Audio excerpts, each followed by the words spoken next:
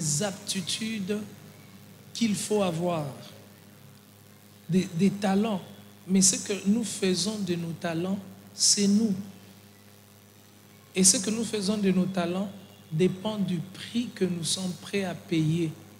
Il y a des gens qui ne sont pas prêts à payer le prix qu'il faut pour réussir. Il y a des gens qui veulent payer un bas prix. Ils ne veulent pas dépenser, ils ne veulent pas aller au-delà d'eux-mêmes, ils veulent rester au-delà de limites. Et je vois cela chaque jour, même dans le ministère, dans l'œuvre de Dieu. Je vois cela dans l'église, je vois cela dans la société. Des gens qui ne veulent pas payer les prix, des gens qui veulent rester au même niveau. Ils ont les dons de Dieu, ils ont les talents de Dieu, mais ils ne veulent pas aller au-delà. Ils ne veulent pas payer le prix. Donc, frères et sœurs, peu importe ce que tu vas apprendre cette année à ce 3e culte, si tu n'es pas prêt à payer le prix, eh bien, cela ne va rien faire.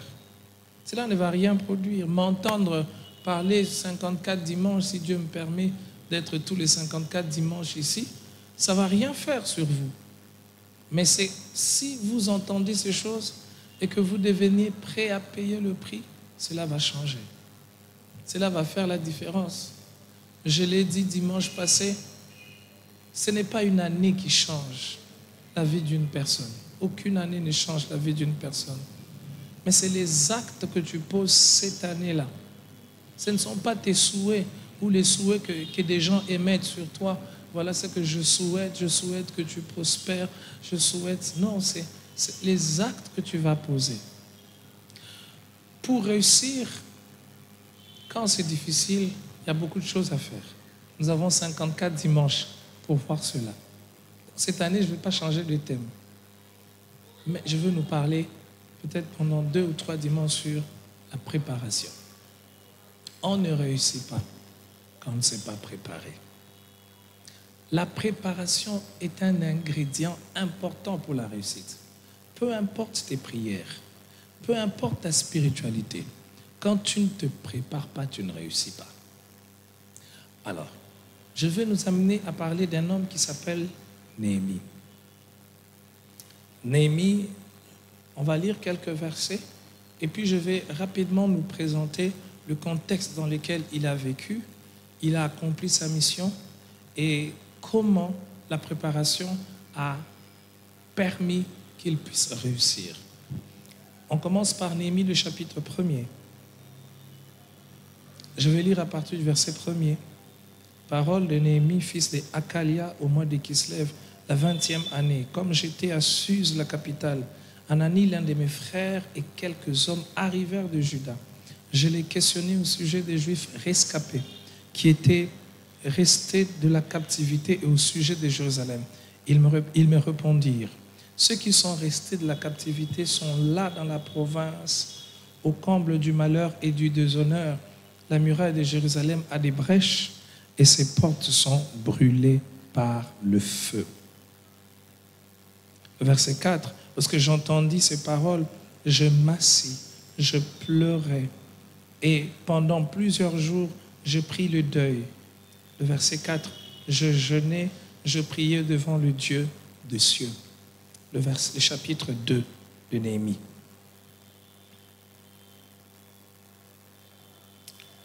À partir du verset 1er. Au mois de Nissan, la 20e année du roi Artaxès, comme le vin était devant lui, je pris le vin et je l'offris au roi. Jamais je n'avais paru triste en sa présence. Le roi me dit, pourquoi as-tu le visage triste? Tu n'es pourtant pas malade. Ce n'est peut-être qu'un chagrin de cœur. Je fus saisi d'une grande crainte. Et je répondis au roi, que le roi vive éternellement. Pourquoi n'aurais-je pas le visage triste alors que la ville où sont les tombeaux de mes pères est détruite et que ses portes ont été dévorées par le feu? On va sauter et nous allons lire le verset 7 du chapitre 2. Puis je dis au roi, s'il plaît au roi qu'on me donne des lettres pour les gouverneurs des provinces de l'autre côté du fleuve, afin qu'ils me laissent passer jusqu'à mon arrivée en Juda, et une lettre pour Asaph, garde forestier du roi, afin qu'il me fournisse du bois de charpente pour les portes de la citadelle près du temple, pour la muraille de la ville et pour la maison où je me rendrai. Le roi me l'accorda car la bonne main de mon Dieu était sur moi. On saute pour lire la dernière portion que nous allons lire, le verset 13, à partir du verset 13. Il est dit, « Je sortis de nuit par la porte de la vallée, dans la direction de la source du dragon, et vers la porte du fumier, en inspectant le muraille de Jérusalem qui avait des brèches et ses portes dévorées par le feu. Je passai près de la porte de la source et près de l'étang du roi. Il n'y avait pas de place où la bête qui était sous moi puisse passer. Je montai la nuit par le ravin et j'inspectai la muraille, puis je rentrai par la porte de la vallée et je fus ainsi de retour. Le magistrat ignorait où j'étais allé, ce que je faisais. Jusqu'à ce moment, je n'avais rien raconté aux Juifs, ni aux sacrificateurs, ni aux grands, ni aux magistrats, ni aux autres qui avaient une fonction quelconque. Je leur dis alors, le verset 17, « Vous voyez le malheur où nous sommes. Jérusalem est détruite et ses portes sont brûlées par le feu. Venez, rebâtissons la muraille de Jérusalem et nous ne serons plus dans le déshonneur. » Et nous ne serons plus dans le déshonneur. Néhémie travaille, c'est un juif qui se retrouve dans la diaspora, c'est-à-dire en dehors de la contrée, en dehors de Jérusalem. Et là où il est, il a des nouvelles. Il entend parler de ce qui se passe dans cette ville. Il entend parler de la misère. Il entend parler de la désolation. Il entend parler de la tristesse. Il pleure devant Dieu. Qu'est-ce qui ne va pas, Seigneur? Il se repent devant Dieu. Il parle au Dieu d'Israël. Et plus tard, nous voyons que ce Néhémie qui pleure ainsi devient un rebâtisseur, un leader. Il va entraîner un mouvement de reconstruction parmi son peuple. Il rentre, il trouve des personnes qui sont dans la désolation et ce sont ces personnes-là qu'il dynamise pour rebâtir la muraille de Jérusalem. J'attire votre attention que Néhémie n'a pas quitté cette capitale étrangère avec 50, 60 personnes. Il est venu et quand il est arrivé à Jérusalem, il n'a pas commencé directement à rebâtir la muraille. Il n'a pas directement constitué une équipe. Qu'est-ce que Néhémie a fait? Il a commencé à inspecter le lieu. Après avoir inspecté les lieux, ce n'est qu'à ce moment-là qu'il va dire « Regardez les malheurs dans lesquels nous sommes ».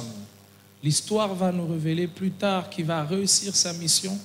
Il va la construire en un temps record, en un temps plus réduit que le temps normal, le temps raisonnable. Malgré qu'il y avait l'opposition, il y avait des personnes qui travaillaient pour qu'ils ne puissent pas rebâtir la muraille. Nous voyons dans les textes que je viens de nous proposer que cet homme a fait une chose importante dans la vie de tout le monde, dans la vie de toute organisation, dans la vie de quiconque veut avoir des résultats extraordinaires. Il s'est préparé. Ceux qui pouvaient voir Néhémie diriger une équipe, voir Néhémie conduire des hommes en train de rebâtir une muraille, malgré qu'il y avait l'opposition et qu'il pouvait avoir peur, pouvaient s'exclamer, pouvaient s'étonner, mais derrière ce qu'il était en train de faire, il y avait une préparation.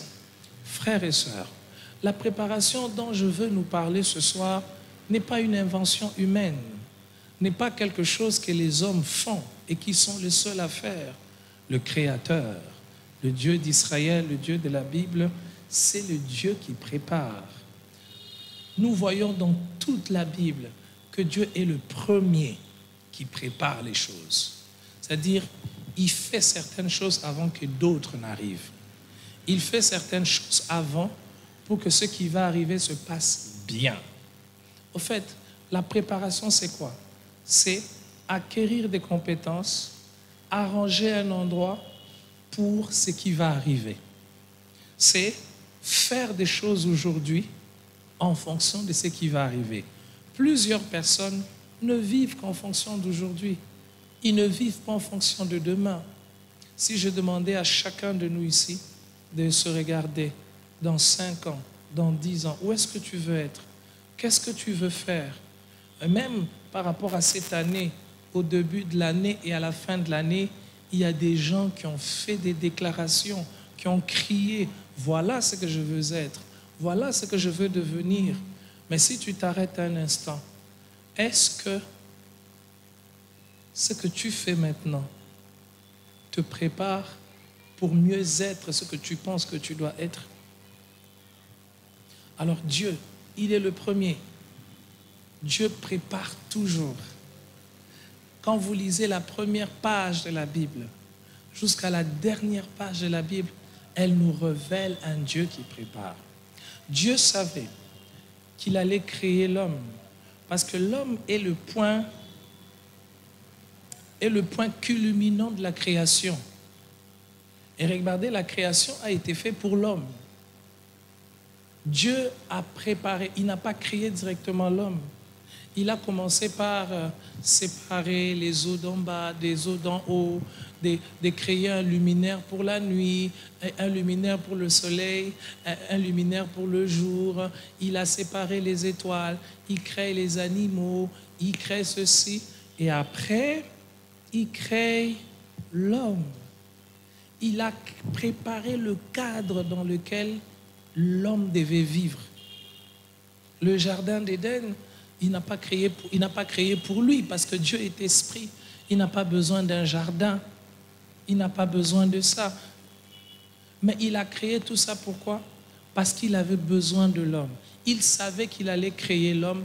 Parce qu'il savait qu'il allait créer l'homme, il est allé en faisant toutes ces choses. Déjà, quand vous lisez à partir de Genèse, nous voyons encore que c'est un Dieu qui prépare. Parce que quand l'homme a péché, quand l'homme a désobéi, Dieu, en venant rencontrer l'homme et déclarer les sentences, il dit au serpent, la postérité de la femme fera quoi? Elle t'écrasera. La postérité de la femme. Dieu annonce déjà le salut. Le salut n'est pas le résultat du hasard. Le salut n'est pas un fait qui vient instantanément. Le salut a été préparé dans le plan de Dieu. Préparé dans le plan de Dieu. Dieu, le temps va me manquer de nous expliquer tout cela. Toute la Bible nous montre un Dieu qui se prépare. Un Dieu qui ne fait rien. Dieu sachant que son peuple allait passer en Égypte, qu'une famine allait les amener en Égypte et qu'ils allaient passer 400 ans en Égypte, Dieu envoie Joseph en Égypte.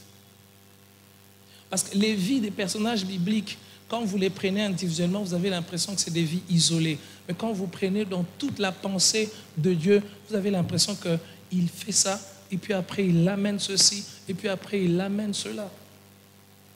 Il amène Joseph en Égypte. Pourquoi? Pour préparer son peuple qui allait venir, parce que dans son plan, son peuple devait passer 400 ans. Et vous savez quoi? Quand il veut sortir son peuple de l'Égypte, celui qui devait sortir le peuple de l'Égypte devait d'abord lui-même sortir de l'Égypte. Il fait sortir Moïse de l'Égypte par quoi? Par la fuite. Mais la fuite de Moïse n'était pas une fuite simplement humaine. Derrière sa fuite, il y avait Dieu. Et Dieu va le préparer pendant combien de temps? Pendant 40 années. 40 années, il le prépare. En dehors, loin, il va devenir un berger, lui qui était un prince. Pour faire quoi? Pour qu'après qu'il soit capable d'accomplir sa mission pendant 40 années, Dieu lui-même prépare. Dieu prépare. Et quand vous lisez, quand son fils devait venir, et là je vous dis simplement que j'ai sauté, parce que si je commence à vous montrer étape par étape dans la révélation biblique comment Dieu prépare, ça sera la fin de cette prédication. Mais Jésus, son fils, doit venir, mais il envoie Jean-Baptiste. C'est qui? Jean-Baptiste, c'est la voix qui crie dans le désert pour préparer la venue de qui? Mais attends, pourquoi son fils ne pouvait pas venir directement? Le Dieu d'Israël, le Dieu qui crée le ciel et la terre, prend le temps de préparer les choses. Il ne fait pas des choses d'une manière instantanée. Quand il a un but, c'est comme si, je vais parler à la manière humaine, Dieu réfléchit.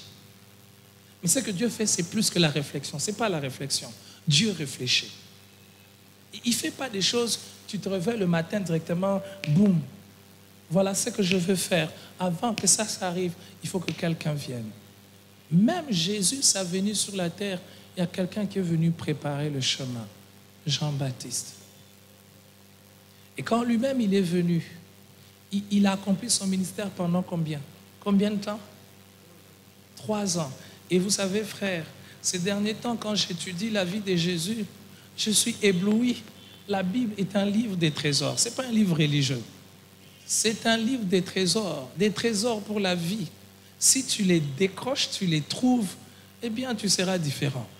Jésus a exercé son ministère pendant 3 ans et Jésus n'a pas dirigé 3000 personnes, 4000 personnes. Jésus a dirigé combien de personnes? Et quand lui mourait, après 3 ans de ministère, il a laissé 120 personnes dans la chambre haute. Je suis parti prêcher quelque part dimanche et j'ai dit, si on pouvait évaluer le ministère de Jésus à la manière des hommes, on aurait dit que Jésus a échoué. Oh, le Fils de Dieu, tu travailles pendant 3 ans. Et puis, combien d'âmes tu as gagné? Dans la chambre haute, ils sont restés à combien? 120. Il a réussi ou il a échoué? Donc, Jésus, miracle, yon su vouenze. Il va nous gagner bantou 120. Oui, mais nous disons bantou. Moi, je dis bantou 120. Le jour où le pasteur Héros va aller ouvrir l'église, si après 3 ans, il me dit 120, j'ai dit, oh frère, maintenant, ça tout là, quand nous gagnons Misukato. Mais en réalité, Jésus n'a pas échoué. Vous voyez ce que Jésus a fait? Jésus a pris 3 ans pour préparer. Il savait qu'il n'avait pas tout le temps sur la terre. Nous allons le voir bientôt quand je vais parler des éléments qu'il faut prendre en compte dans la préparation. Jésus savait qu'il n'avait pas tout le temps sur la terre. Et j'ai envie de te rappeler, c'est que tu n'as pas tout le temps sur la terre. Tu sais ça? Tu n'as pas tout le temps sur la terre. Quand il part, les 120 qui sont restés, et vous savez, les 120 qui sont restés, on leur dit, non, ne partez même pas encore. Alors qu'ils ont étudié au pied de Jésus, en tout cas pour les 12, 3 ans, Jésus leur dit, ne partez pas vite. Faites quoi? Attendez. Ils sont restés pendant combien de jours? Si vous êtes étudiant de la Bible. Ils sont restés dans la chambre haute. Ils priaient. Ils vaquaient aussi à d'autres activités. Mais l'activité principale qu'ils étaient en train de faire, c'était quoi? Ils priaient. Et vous savez quoi? Le jour de la Pentecôte, quand ils ont fait la première prédication, 3000 personnes se sont converties. Les jours qui ont suivi, encore 5000, encore. Ils ont commencé à voir des résultats, mais en réalité, ils étaient en train de récolter ce que Jésus avait sémé.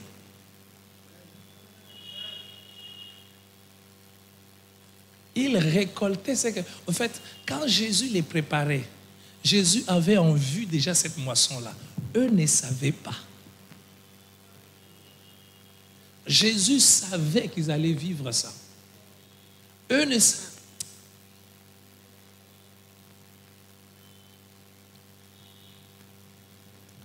Et à part ça, la Bible elle-même nous encourage à nous préparer.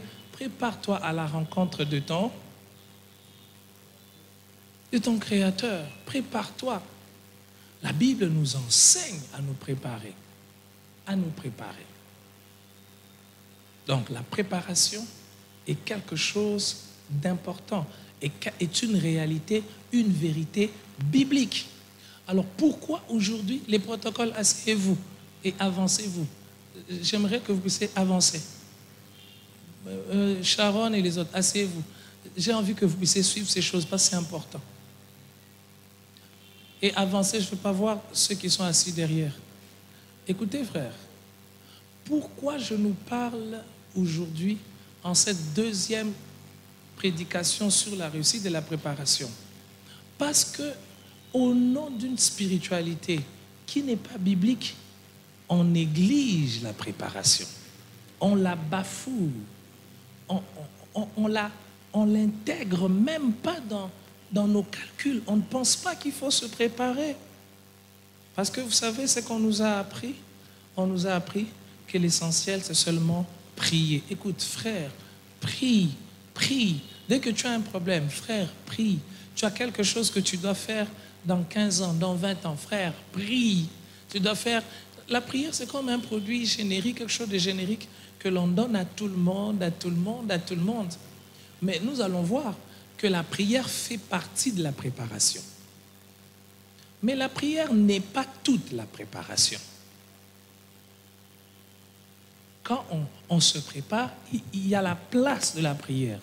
Mais la prière n'est pas toute la préparation. La prière n'est pas toute la préparation. Mais la prière fait partie de la préparation. Une préparation sans la prière, c'est une préparation inachevée. Quelles que soient toutes les compétences, c'est un ingrédient important. Important. Mais quand nous disons qu'il ne faut pas se préparer parce qu'on a prié, eh bien on ne comprend même pas ce que c'est que la prière au fait. Que de gens, que de personnes ne se préparent pas. Vous savez, cette année, nous voulons tous réussir. Réussir dans le bon sens du terme. Nous voulons avoir de bons résultats dans ce à quoi Dieu nous a appelés. Nous voulons atteindre les objectifs de Dieu. Est-ce que nous nous préparons? Quand nous rentrons chez Néhémie, nous voyons ces aspects de la préparation. Il rencontre le roi dans des conditions où il ne lui est pas permis de rencontrer le roi dans ces conditions. Parce qu'il est triste. Et il servait le roi, il devait être toujours joyeux. Nous voyons cela quand le roi lui pose des questions, il a commencé à avoir peur. Au verset 2 du chapitre 2, à la fin, il dit « Je fus saisi d'une grande crainte. » Il était saisi d'une grande... Parce qu'il ne devait pas paraître devant le roi triste. Mais bizarrement, parce que le roi pouvait le faire tuer, bizarrement, il reçoit la faveur du roi. Il trouve les mots justes. Il sait toucher la sensibilité du roi. Aujourd'hui, quand nous entendons que Néhémie avait dit au roi que là où mes parents sont enterrés, là où mes ancêtres sont enterrés, c'est au comble de la désolation, on a l'impression que c'est des paroles ordinaires. Parce que pour nous, aujourd'hui, même si ton père a été enterré à un endroit, ça ne dit rien pour toi. Mais pour eux, c'est leur ancrage. C'est leur histoire. Il est attaché au lieu où ses ancêtres sont enterrés. Et pour le roi, ça signifie que c'est quelque chose de très important pour lui. Mais la rencontre avec le roi a été préparée. Ça a été préparé par quoi? Par le jeûne et la prière qu'il a faite. Voyez-vous, quand il apprend, quand il entend parler de la désolation, il n'est pas parti vite pour aller voir le roi. Savez-vous qu'est-ce qu'il a fait? Il a prié, il a jeûné, il a prié, il a jeûné, il jeûnait, il priait. Quand il paraît devant le roi, sa rencontre avec le roi physique a été, le roi humain, le roi terrestre, a été préparé dans sa rencontre avec le Dieu du ciel et de la terre. Ce qui a fait que le frère, bon, j'ai envie d'être celui qui explique les Écritures, mais je ne peux pas expliquer la profondeur, toutes ces richesses sans m'arrêter pour vous dire ceci. Ce que tu as préparé avec Dieu, aucun homme ne peut empêcher que cela ne puisse réussir. Ce que tu as préparé avec Dieu, aucune loi humaine ne peut empêcher. Vous savez l'histoire d'Esther? On avait dit que tu ne peux pas paraître, tu ne peux pas. Il lui a dit, nous allons faire quoi? Nous allons prier, jeûner, prier. Ce qui est préparé au pied du strat. mon ami. Ce qui est préparé avec Dieu, dans la présence de Dieu. Alors là, la prière prend un autre aspect. La prière ne devient plus une activité religieuse. La prière devient un moment où je sais. Au fait, ce qui est bien, c'est que quand je prie, je ne sais pas toujours ce que Dieu est en train de préparer au travers des moments que je passe avec lui. Lui, il sait pourquoi je dois passer ce temps avec lui, parce que lui connaît demain mieux que moi.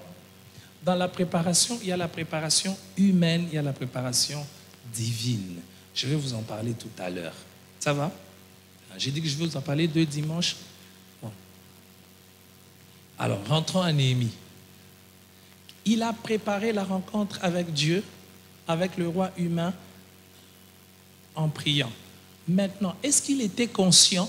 Ça, c'est ce que je vais nous dire après. Est-ce qu'il était conscient de ce qui allait se passer après quand il était en train de prier? Pas forcément. Parce que chaque fois que Dieu nous prépare, nous ne sommes pas toujours conscients. Dans la préparation divine, l'élément humain n'est pas toujours conscient de ce que Dieu est en train de faire.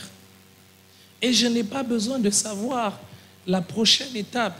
Quand je suis avec Dieu, je lui fais confiance comme un enfant fait confiance à un père. Je ne sais pas comment demain ça sera, je fais confiance à mon Dieu. S'il veut que je passe du temps avec lui maintenant, lui sait pourquoi ce temps est important pour moi, mieux que moi-même, je ne sais pourquoi. Et après, nous voyons que Néhémie va maintenant demander des autorisations au qui? Au roi. Il dit, il faut que j'ai des autorisations pour que les gouverneurs que je vais rencontrer puissent me laisser passer. Il demande des autorisations. Voyez-vous, il a prié, Dieu a touché le cœur du roi, mais maintenant il ne s'est pas arrêté pour dire, oh Dieu, tu as touché le cœur du roi, gloire à Dieu, et puis il met la main dans la poche.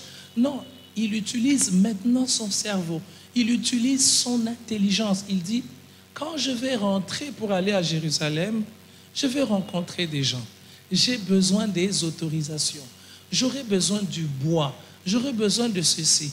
Et celui qui peut faire que je puisse avoir ces autorisations, il est là en face de moi, comme il est favorable. Voyez-vous? Là, son voyage a été préparé maintenant dans la présence du roi humain.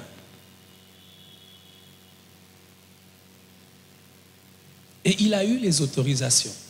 Vous savez, plusieurs personnes sont déjà dans la faveur de Dieu, dans la grâce de Dieu, mais ne savent pas demander, alors qu'ils sont dans la période de la grâce, ce dont ils auront besoin pour demain.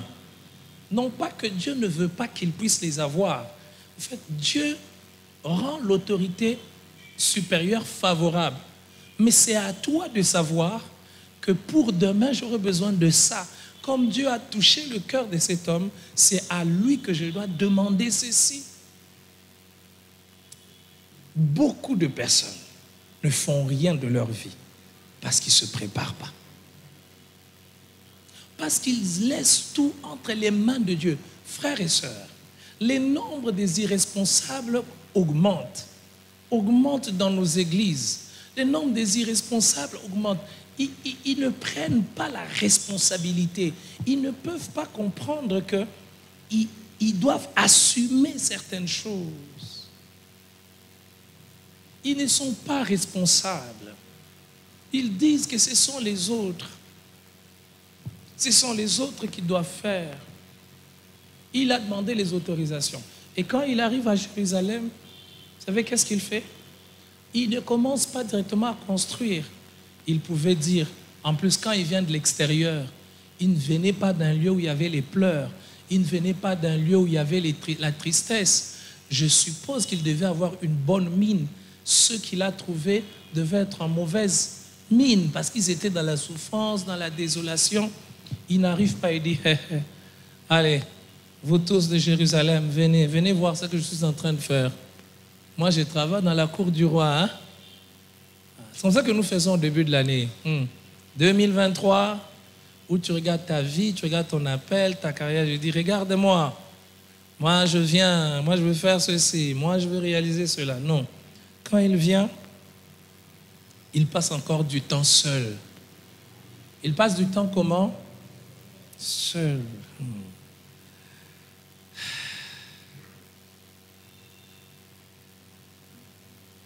J'ai envie de dire à Dieu, Seigneur, pourquoi nous ne comprenons pas toutes ces choses tôt?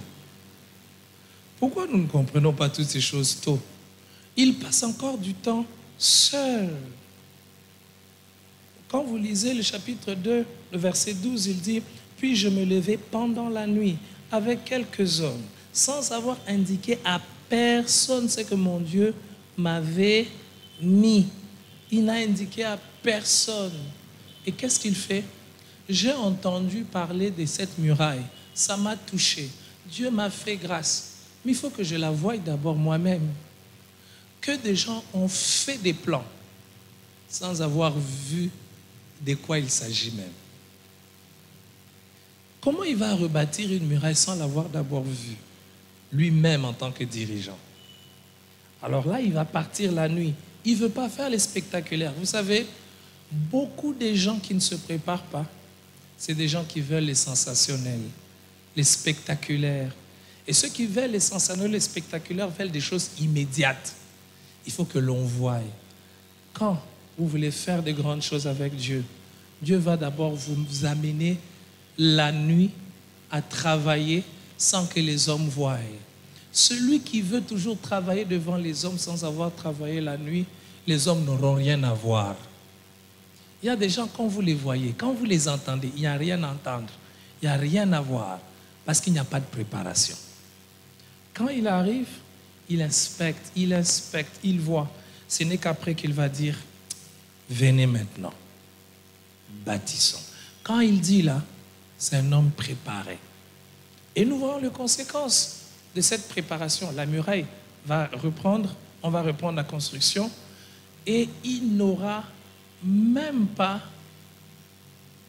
la peur de la persécution, de l'opposition. L'opposition même ne va pas les arrêter. Pourquoi? Parce qu'il était préparé. Plusieurs personnes n'arrivent pas à la fin, ne cheminent pas, n'arrivent pas au bout, parce qu'ils ne sont pas préparés. Si tu peux m'aider à poser la question à ton voisin, tu te prépares à quoi? Voisin, tu peux répondre. Tu te prépares à quoi? Est-ce que tu es en train de te préparer à quelque chose? Tu te prépares à quoi? Allez, maintenant c'est la partie, j'ai expliqué beaucoup de choses, maintenant c'est la partie qui va vous intéresser. Même si tout ce que je viens de dire là c'est très intéressant, hein, qui va vous intéresser. 5 éléments que la préparation prend en compte. 5 éléments que la préparation prend en compte. Premier élément, la préparation prend en compte la notion du temps. Il n'y a pas de préparation sans le temps. Il y a la notion du temps.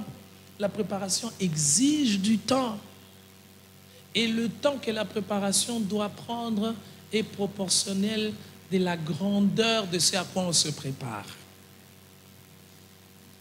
Il y a des gens qui estiment que le temps de la préparation est une perte. Le temps dans lequel Dieu te prépare, ou Dieu veut que tu te prépares, n'est jamais une perte. J'ai appris et j'ai jamais oublié cela. En 6e secondaire, quand on nous a appris à faire la dissertation, vous savez qu'est-ce qui se passait? Il y avait des collègues, dès qu'on donne le thème, il voit seulement le thème, il entend le thème, directement il prend le papier. Il commence à écrire, il écrit. 30 minutes, il a déjà rempli les papiers. Moi, j'ai regardé, j'ai dit, il est intelligent. Hein? Maintenant, prenez son papier. Prenez son papier, vous allez lire des histoires qu'il a écrites. Il a écrit des histoires. Hein? Science sans conscience n'est que ruine. Alors, lui, quand il dit disserter sur ça, il vous raconte des histoires de sa grand-mère dans un village, comment on était en train de Et vous savez pourquoi? Il n'a pas compris. Il n'a pas pris le temps. Et notre enseignant disait toujours quoi? Ne te précipite pas pour écrire. Quand on te donne le thème, prends le sujet, prends quelques minutes, cherche à comprendre le sujet. Parfois même, il devait nous faire l'exercice. Il donne le sujet, 30 minutes, n'écrivez pas. Réfléchissez d'abord. Le temps. Le temps. Le temps fait une pression sur nous. En réalité, ce n'est pas le temps. C'est les hommes qui sont dans le temps qui font une pression sur nous. C'est pour cela qu'on a l'impression que si moi je prends plus du temps sans avoir des choses visibles, en réalité, je suis en retard. Tu n'es pas en retard parce que tu ne produis pas au même moment que l'autre. Non. Ah, vous n'avez pas compris. Tu n'es pas en retard parce que tu ne produis pas au même moment que l'autre. Vous n'avez pas le même genre de production. C'est pour cela vous ne pouvez pas produire au même moment. Il y a des productions qui prennent du temps. Il y a des productions, dans une minute, tu produis. Alors, la vie des gens, c'est aussi comme ça. Quelqu'un qui est en train de produire, tu es un éléphant. Il y a une poule. La poule, on l'engrosse. L'éléphant, on l'engrosse. La poule, vous êtes engrossé à la même minute, même seconde, même tierce, même. Maintenant, tu vois, ta voisine poule va déjà à la maternité. Cocorico. Maintenant, toi, tu commences à te plaindre. Ah, mon Dieu, moi, je suis resté en retard. Et Dieu te regarde. Ah, ma maman éléphant, tu ne comprends pas. Ce qui est dans le ventre là de la poule là, ça pèse combien? Ce qui est en toi, ça pèse combien? Ce qui est en toi, même quand ça sort déjà, ça peut écraser quelqu'un. Mais ce qui sort de... Alors, il y a plusieurs personnes, ils ne se préparent pas à cause de... Ils ne comprennent pas que ça prend du temps. Imaginez-vous les disciples de Jésus, 3 ans, ils ont passé au pied du Seigneur. Et puis le Seigneur leur dit, attendez, quand nous lisons ça dans les Actes des Apôtres, on pense que c'était facile. Hein? On leur dit, faites quoi? Attendez, mes amis, attendre, ce n'est pas facile. Oh. Surtout quand on sait qu'on est capable de faire déjà certaines choses. Mais Dieu sait quand est-ce qu'on est vraiment prêt. Laisse Dieu te préparer. Mais au-delà de ça, accepte quand Dieu dit que c'est encore le temps où tu dois te préparer. Tu sens qu'il y a déjà des choses, tu sens que tu peux faire, tu sens que tu peux aussi. Mais Dieu te dit, prépare-toi encore. Et là, le temps joue. Le temps joue parce que tu regardes dans le temps, l'autre, il fait déjà ceci. Tu regardes, tes cheveux commencent à blanchir. C'est peut-être pas l'autre, c'est toi-même. Tu regardes l'espérance de vie normale dans le milieu où tu vis.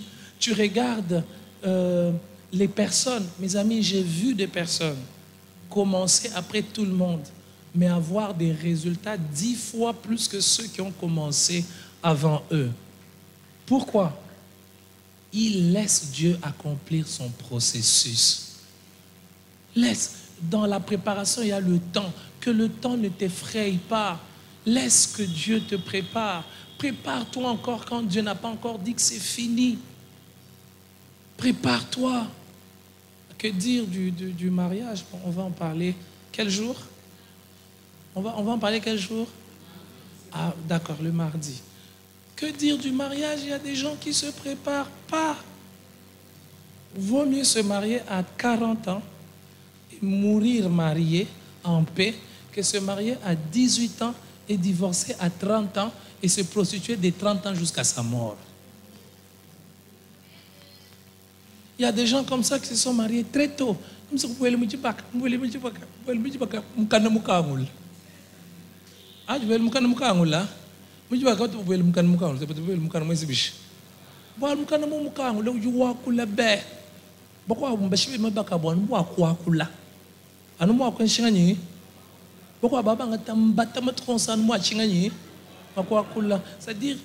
tellement. Mais qu'est-ce que Dieu fait? Quand tu vois ta voisine se préparer, tu ne sais pas quel genre d'homme il va épouser, ou il a épousé. Tu l'épouses aujourd'hui, elle se marie aujourd'hui. Dieu te dit non, toi, attends encore. Elle s'est mariée à 20 ans, toi, 28 ans, rien. 29 ans, tu commences à prier. Mon Dieu, tu m'as oublié ou quoi? Mon Dieu, mais Dieu connaît le genre d'homme que tu vas épouser. Dieu connaît le processus par lequel il est passé. Il sait que cet homme que tu vas épouser, il faut une femme qui est plus mature.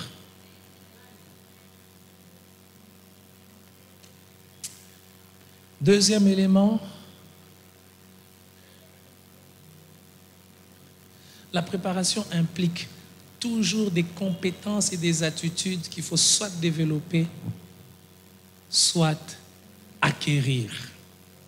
Des compétences et des attitudes.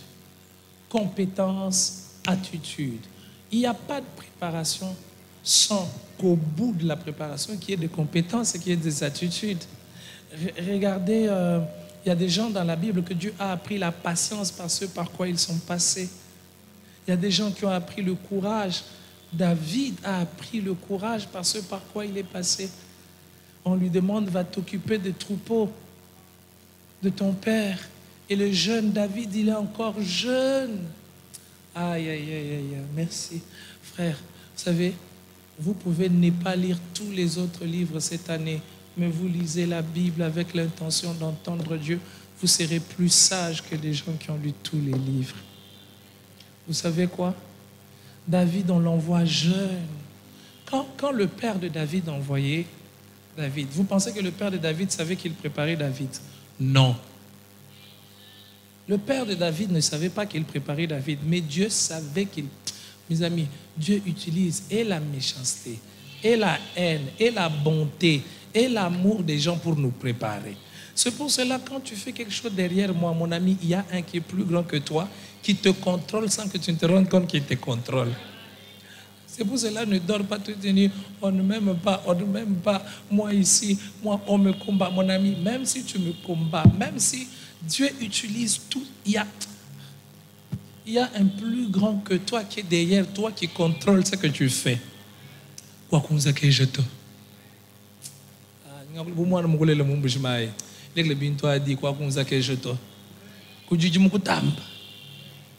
Hein? Qui te fait trembler? Qui te fait du mal maintenant? Pour qui est-ce que tu ne dors pas? Quand tu regardes ce qu'il est en train de faire, dis dors, ronfle même. Fais quoi? Et elle n'est bionou. Pourquoi? Parce que derrière tout ça, il y a un Dieu. Et Dieu n'est pas surpris par l'histoire. Allez, revenons. Vous savez quoi? Il arrive là. Il rencontre les lions, tous ces animaux féroces. Il se bat pour protéger les troupeaux de son père. Même David ne sait pas qu'un jour il allait rencontrer Goliath. Ce par quoi Dieu te fait passer aujourd'hui est toujours en prévision de quelque chose qui va arriver demain que tu ne connais pas. Mais Dieu veut que tu sois capable de faire cette chose. Les compétences que l'on manifeste en public, on ne les acquiert pas en public. Il y a des gens qui veulent développer... Allez, voilà, le terme que je vais vous montrer, il est clair. Ce que tu dois répondre à l'interrogation, ce n'est pas dans la salle de l'interrogation que tu l'apprends, que tu le maîtrises. C'est avant l'interrogation que tu l'apprends. Ça fait que quand tu te retrouves devant l'interro, et plusieurs personnes dans nos églises, quand ils se retrouvent devant l'interro, ils n'ont rien. Quelqu'un a dit, même la prière ne te donnera pas l'effet quand tu ne t'es pas préparé pour les avoir. Quand ce que tu n'as pas eu, ce n'est pas devant l'interro que tu vas l'avoir. Et parfois dans la vie, il y a des interros. Mais ce ne sont pas un enseignant qui te code. Qu'est-ce que tu as devant l'interro quand tu te retrouves? Rien. Tu n'as que tes yeux et tes larmes et ta bouche pour parler. Et c'est pour cela qu'il y a l'échec. Le jeune homme qui marche devant Goliath, il n'a pas un CV connu du public, mais il a un CV avec Dieu. Même Dieu au ciel n'était pas surpris. Dieu savait que David allait battre qui? Goliath. Parce que Dieu connaissait son produit. Dieu connaissait quoi? Son produit. Deviens le produit de Dieu. L'église, pour crier, pour sauter, l'année de ceci, tu n'as rien. Laisse Dieu te deviens le produit de Dieu. C'est-à-dire, Dieu ne sera pas surpris, Dieu va te faire avancer. Quand les gens pensent que Dieu va faire quoi? te faire avancer. Dans une équipe, qui va te attention. Quand Dieu te fait avancer, c'est différent de quand les hommes te font avancer. Et généralement, Dieu fait avancer des hommes que les hommes ne peuvent pas faire avancer, mais Dieu sait qu'il les a préparés mieux que tous les autres hommes. Il sait qu'à ce moment-là, c'est toi, parce qu'il sait ce qu'il a travaillé en toi quand les autres ne savaient pas. Tu as quelle compétence? Tu te prépares pour être capable toujours de faire quelque chose ou d'avoir une attitude. Je veux vous parler de ça, j'annonce cela, mais quand il y a Dieu qui nous prépare, il y a aussi nous qui nous préparons. Quand je dis que je me prépare, ça veut dire quoi? Je dois être au bout de ma préparation, être capable de. Alors tu te prépares pour être capable de quoi? À la fin de cette année, tu t'es préparé? Est-ce que tu as préparé l'année 2022, 2023? Si tu dis que tu as préparé, il y a des gens qui disent, j'ai préparé l'année 2022. Qu'est-ce que tu as fait? Je suis resté en dessous d'un arbre. J'ai fermé les yeux, j'ai mis les pieds, j'ai réfléchi. Tu as préparé? C'est ça? Tu as préparé? Quand on dit qu'on a préparé un médecin, on a préparé quelqu'un. C'est-à-dire on le prépare pour qu'il soit capable de. Il peut sortir ça. Il peut donner ça. Qu'est-ce que toi tu vas donner cette année? Tu vas donner quoi? Rien, à part ta beauté. C'est pour ça que tu vas vendre ton corps. Tu vas vendre ton corps. Et puis quand on va acheter ton corps, on va se fatiguer. Et puis on va te jeter, on va aller chercher d'autres. Tu t'es préparé à quoi?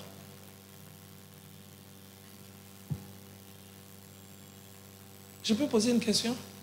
Qui veut réussir cette année? Vous avez même peur maintenant de lever les mains. Qui veut réussir cette année? Qui veut réussir sa vie? Qui veut réussir sa carrière? Qui veut réussir sa vocation? Laisse Dieu te préparer. Laisse Dieu développer certaines compétences. Laisse Dieu travailler en toi pour que tu sois capable de démontrer certaines attitudes. Mais Dieu passe aussi par toi-même pour te préparer. Tu seras capable de quoi? J'aimerais être capable de. Si je dois vous parler de mon domaine, je dois être capable de. Je dois être capable de. Je dois être capable de. Je dois être capable de. Je dois être capable. Toi, tu t'es préparé pour être capable de quoi? Parce que la préparation n'est pas quelque chose dans l'air. La préparation n'est pas quelque chose de... Paul a formé Timothée. Voilà pourquoi il lui dit, prends soin de l'Église. C'est une compétence, c'est une aptitude. Ce n'est pas venu du néant. Quand tu ne t'es pas préparé pour l'interro, tu ne vas pas réussir l'interro. Même si tu as un bic, même si tu sais écrire, ce n'est pas parce que tu sais écrire que tu réussis tous les interros. Il y a des gens, ils écrivent bien. Et chez nous en médecine, je connais des collègues, on les appelait des scribes. C'est-à-dire, quand on lui pose une petite question, il remplit. Il dit même, njemu compliqué. Quand il sait que l'enseignant, il complique, il remplit.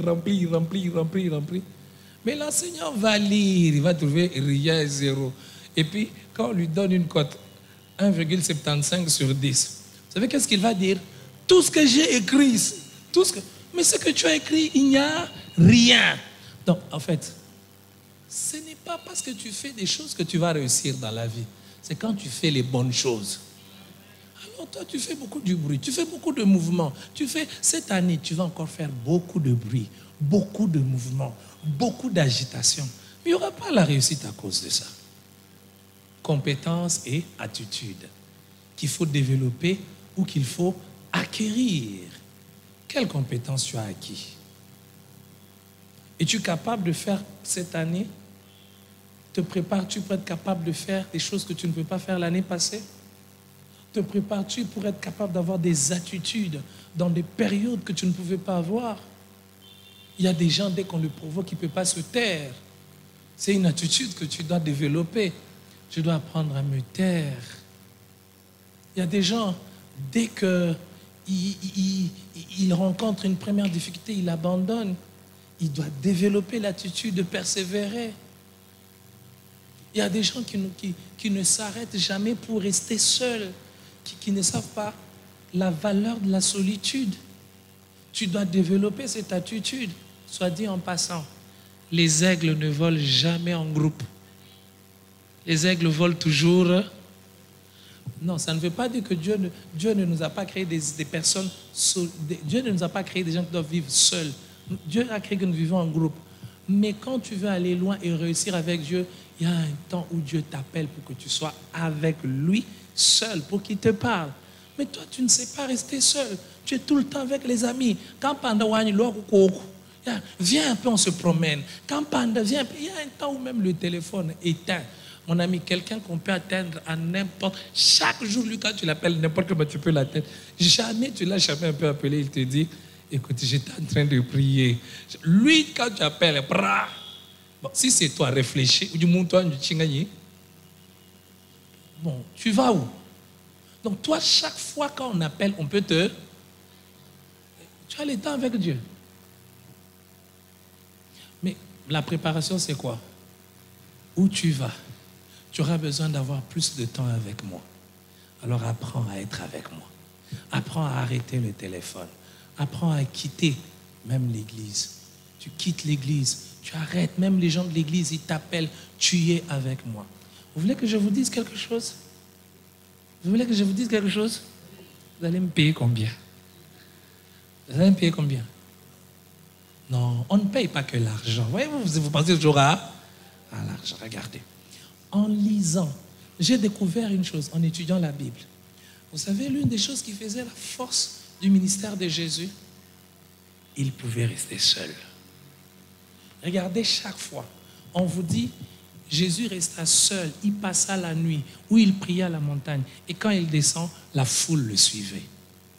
Et je me suis posé la question, quand est-ce que Jésus faisait sa propre publicité? Jésus ne faisait pas sa propre publicité. Ce qui se passait entre lui et Dieu faisait que Dieu préparait déjà les gens pour recevoir ce qu'il lui a donné. Il y a des moments où tu te bats pour que les gens viennent. Mais il y a des moments où c'est Dieu qui sait qu'il a placé des choses en toi. Il faut que les gens qui doivent recevoir viennent. Quand je pense à toutes ces vérités, mon âme s'emballe. Il n'y a pas de préparation sans quoi? J'ai donné la deuxième chose, non?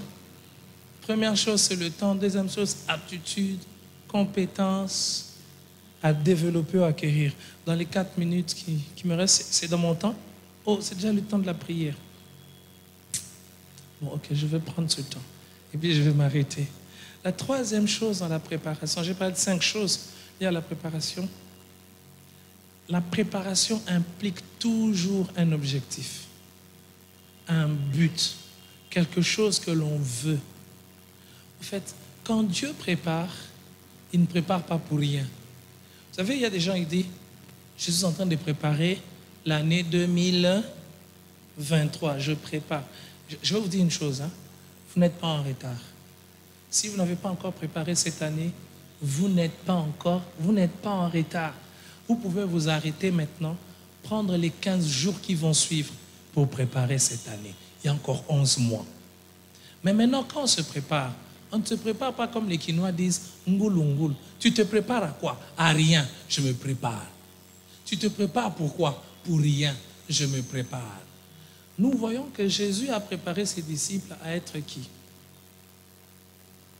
Être qui? Des pêcheurs d'hommes. Regardez ce que Jésus leur dit.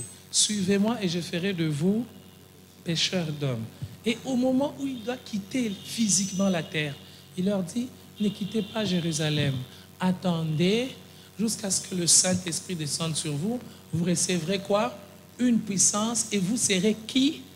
Mes témoins. En fait, quand il parle de témoins, il parle des pêcheurs d'hommes. La boucle qui a commencé quand il les appelait, elle se refermait. Il dit, attendez maintenant. J'ai fait déjà presque tout. Mais vous avez besoin que le Saint-Esprit vienne. Quand le Saint-Esprit vient, c'est pourquoi, en fait, Jésus était intentionnel. Jésus savait pourquoi il faisait. Savait pourquoi il disait. Il savait pourquoi. C'est-à-dire, je dois voir pourquoi je me prépare.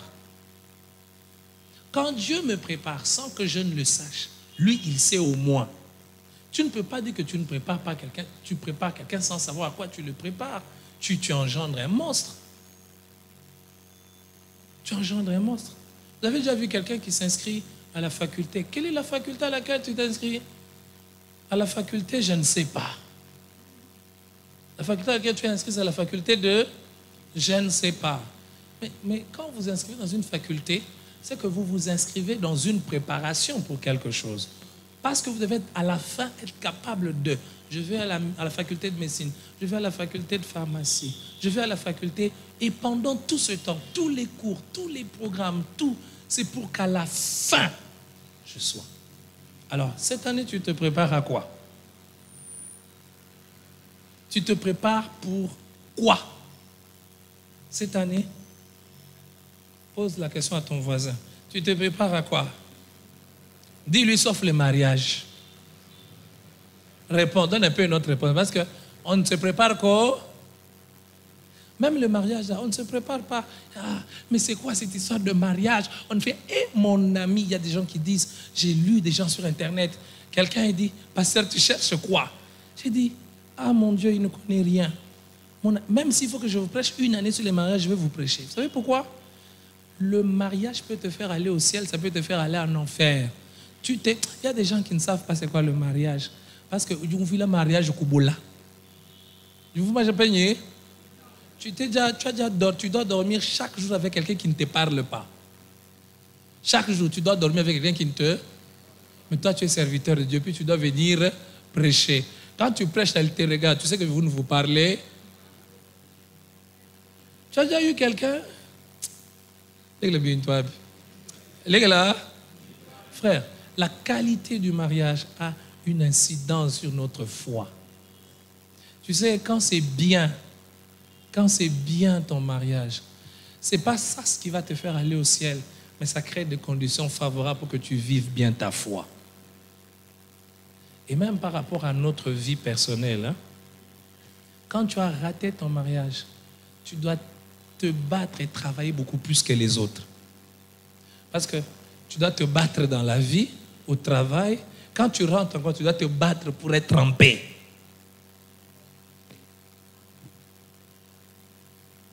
On a besoin d'être préparé aussi au mariage.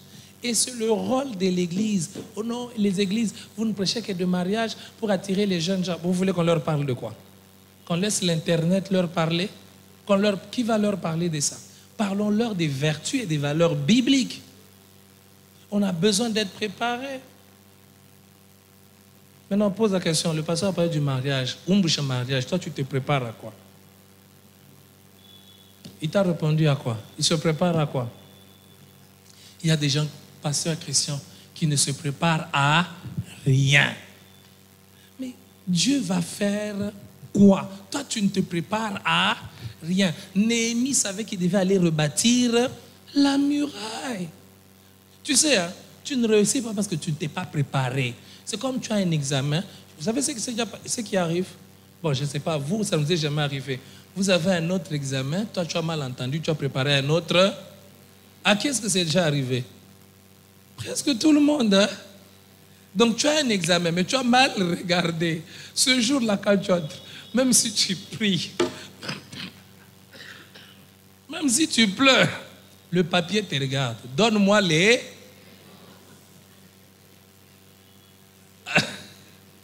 Alors tu commences à tourner les yeux comme un sorcier. Tu regardes, tu te grattes. Il y a même des gens, tu vois, il prend les bics. Il dit, j'ai réfléchi. Il y a des gens qui disent, oh, j'ai réfléchi. Tu réfléchis, tu n'as rien. La réflexion exige que tu aies déjà des choses. Par la réflexion, tu te sers de ce que tu as pour monter, pour comprendre les réalités. Mais toi, tu n'as rien. Non, quand quelqu'un n'a rien, sa réflexion est une réflexion bête qui ne va rien accoucher. Les amis, je vous ai dit depuis dimanche soir que je vous parle de tout mon cœur. Beaucoup de gens ne se préparent pas. Cette année, ils ne savent même pas à quoi ils se préparent. Ils ne savent pas. Mari et femme, ils ne savent pas à quoi ils se préparent. L'apôtre Paul dit, je traite durement mon corps, je fais ceci de peur. Donc, c'est ce que je vis maintenant. Parce que je sais qu'à un moment là, je vais rendre de compte. Alors je me prépare, papa. Tu te prépares à quoi? Maman, tu te prépares à quoi? Et puis après, tu te retrouves, tu n'as rien fait. Mais c'est normal que tu n'aies rien fait parce que tu ne t'es pas préparé. C'est pour cela qu'il y a beaucoup de gens qui échouent. Il y a beaucoup de gens qui ne font rien parce qu'ils ne se sont préparés à rien. Au nom de Jésus, que Dieu t'épargne de vivre inutilement, de passer tes années en ayant vieilli sur la terre, mais tu sors de cette terre comment? En n'ayant rien fait. Rien fait. Donc toi-même, tu as créé des problèmes sur la terre. Ton cadavre, on doit faire quoi? D'abord, ton cadavre même va créer des problèmes. Parce que tellement tu n'as rien fait, on va commencer à se battre autour de ton cadavre. On se bat pour faire quoi? Les gens vont se battre des cotisations de l'argent. Parce que toi, tu n'as... Que Dieu bénisse sa parole.